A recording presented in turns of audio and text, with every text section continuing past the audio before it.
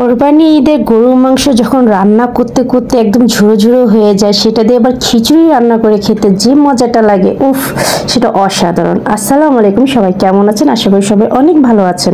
আজকে একটা ভিডিও আপনাদের সাথে শেয়ার করতে যাচ্ছি, যেটা অসাধারণ একটা ভিডিও। যাই হোক, আমি যখন খিচুড়ি রান্না করব, যে খিচুড়ি যে চালগুলো ধুয়ে আমি পানিগুলো নিয়েছি, সেগুলো আমার গাছে দেওয়ার জন্য সবগুলো গাছে আমি পানি দিয়ে দিচ্ছি, কারণ এই পানিটা গাছের জন্য অনেক দরকার। এর জন্য আমি সব সময় গাছে এই পানিটাই ব্যবহার করে থাকি। শেষ করে রান্না বান্নাতে চলে গেলাম, কারণ আমার সবকিছু রেডি করা ছিল, শুধু একদম চুলাতে দিব আর হয়ে যাবে। আর রান্না করা মাংস তো আগে থেকে রেডি করা ছিল, সেটা এখন দিয়ে দিব। আর খাবো কি, খাওয়ার আগে গ্রানে আমার মনে হচ্ছে এখনই চুলা থেকে উঠিয়ে নিয়ে খাই। এটা আসলে প্রতি বছরই আমরা করি, আমার আম্মুর থেকে আমি শিখেছি, আমার শাশুড়ির কাছ থেকে শিখেছি, সেটা এখন আমি করি। আমার খেতে খুবই ভালো লাগে এভাবে করে রান্না করতে।